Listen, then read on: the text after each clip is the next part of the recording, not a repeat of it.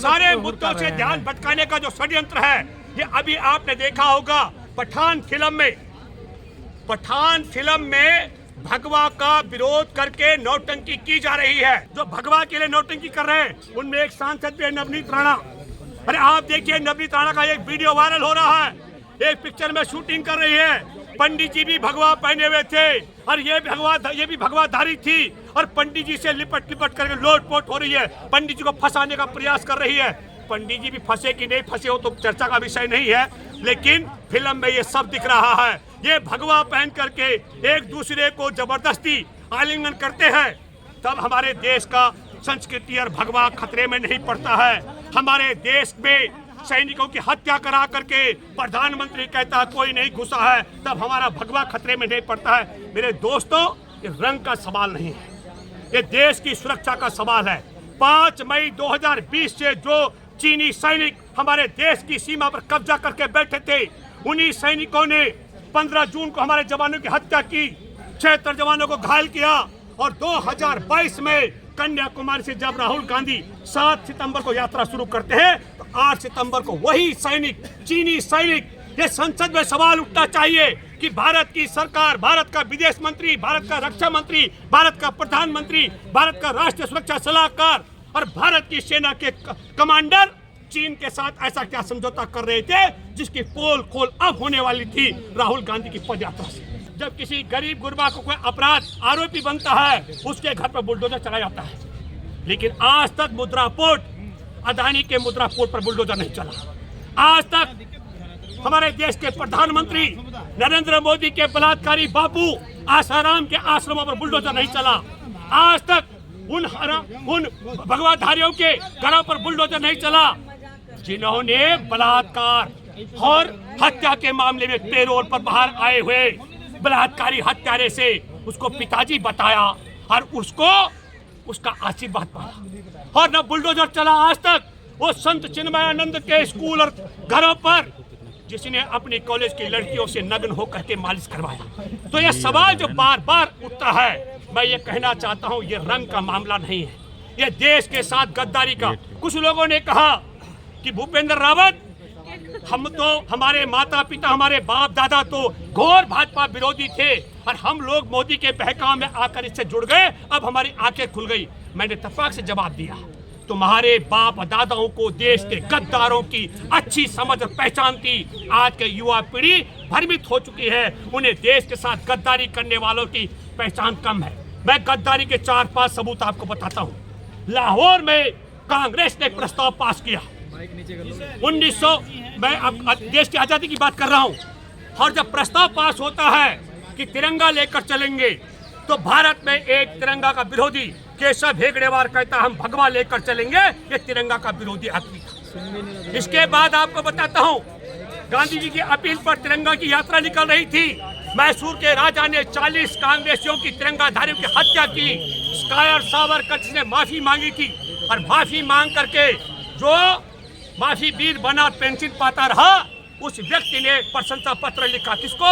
उसने चिट्ठी लिखी मैसूर के राजा को। और तीसरी महत्वपूर्ण बात कहना चाहता हूँ, गोलवरकर ने कहा हमारे देश में 95% की आबादी को कंगाल बना दिया जाना चाहिए, गरीब बनाया जाना चाहिए।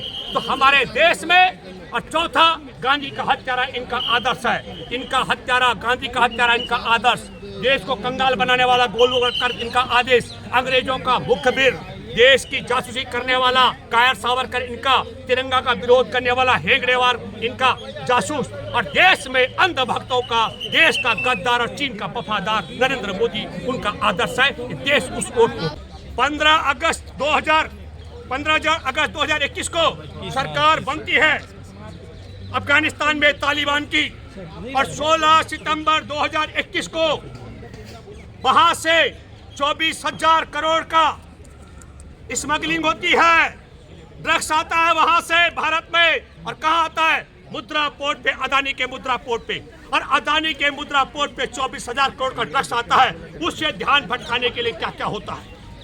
एक, नरेंद्र मोदी बिन बुलाए अमेरिका चला जाता है, कभी राष्ट्रपति और कभी उपराष्ट्रपति के चौखट पर शीश नवाता है, अमेरिकी अखबार है न्यूयॉर्क टाइम्स, उसमें फर्जी न्यूज छपाता है।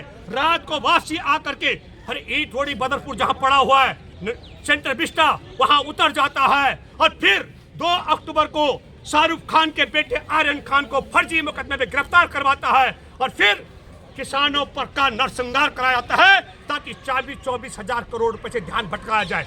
जिस तरीके से 24 हजार करोड़ से ध्यान भटकाने का, ड्रग्स का ध्यान भटकाने के लिए अमेरिका जाना, सेंट्रल विस्टा में उतर जाना, आर्यन खान को फंसाना और किसानों के ऊपर गाड़ी चढ़वा देना।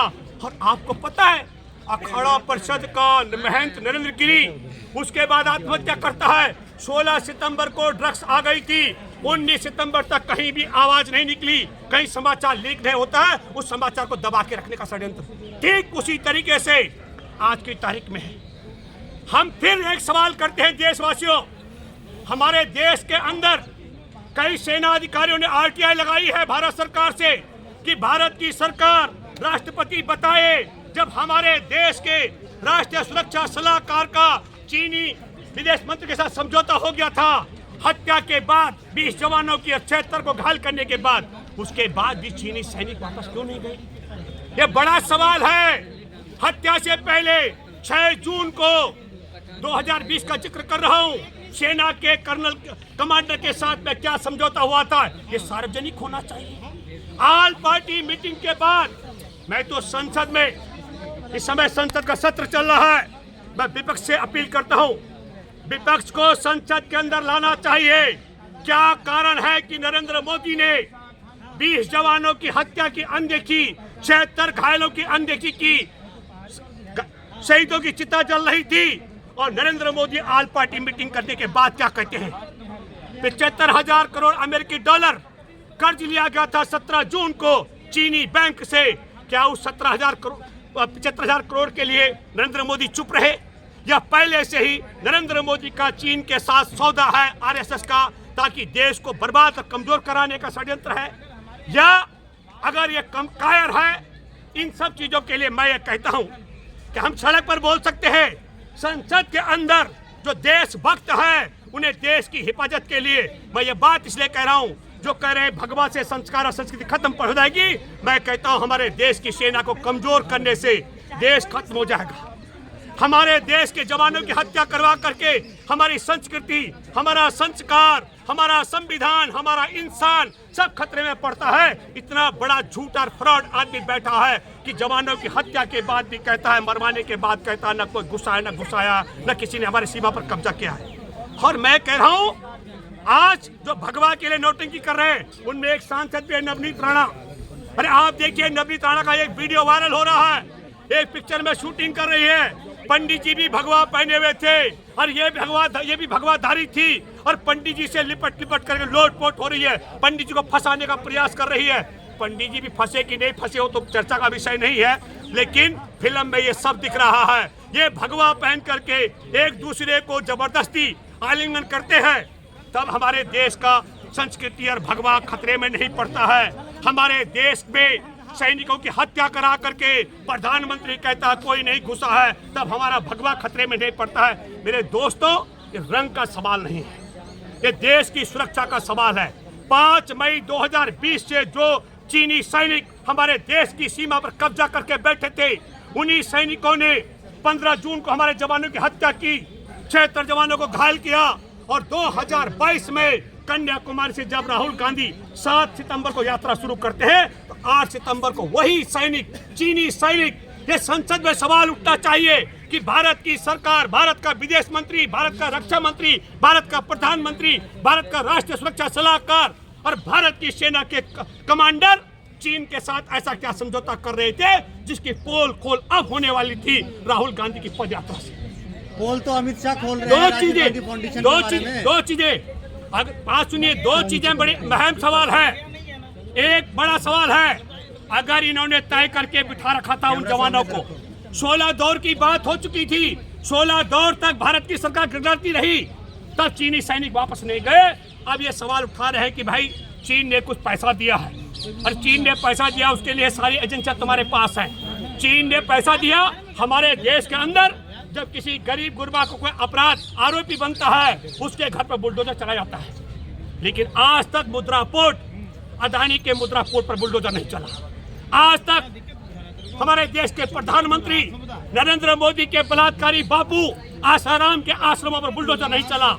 आज तक उन भगवाधारियों के घरों पर बुलडोजर नहीं चला जिन्होंने बलात्कार और हत्या के मामले में पेरोल पर बाहर आए हुए बलात्कारी हत्यारे से उसको पिताजी बताया और उसको उसका आशीर्वाद पाया। और न बुलडोजर चला आज तक वो संत चिन्मयानंद के स्कूल और घरों पर जिसने अपनी कॉलेज की लड़कियों से नग्न होकर के मालिश करवाया। तो ये सवाल जो बार बार उठता है, मैं ये कहना चाहता हूँ, ये रंग का मामला नहीं है, ये देश के साथ गद्दारी का।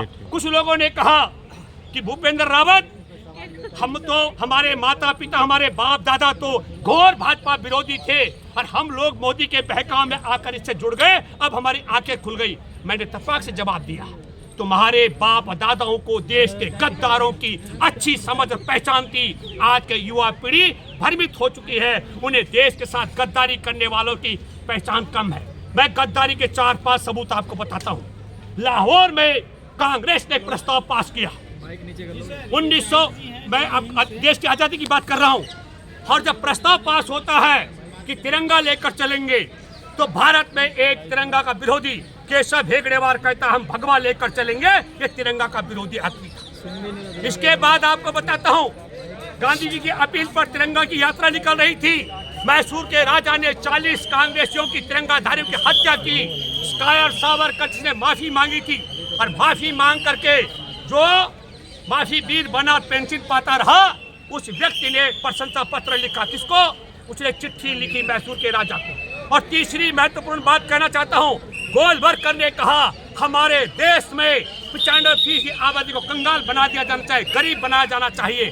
तो हमारे देश में, और चौथा, गांधी का हत्यारा इनका आदर्श है। इनका हत्यारा, गांधी का हत्यारा इनका आदर्श, देश को कंगाल बनाने वाला गोलवरकर इनका आदेश, अंग्रेजों का मुखबिर, देश की जासूसी करने वाला कायर सावरकर इनका, तिरंगा का विरोध करने वाला हेगड़ेवार इनका जासूस, और देश में अंधभक्तों का, देश का गद्दार और चीन का वफादार नरेंद्र मोदी उनका आदर्श है। देश उस ओर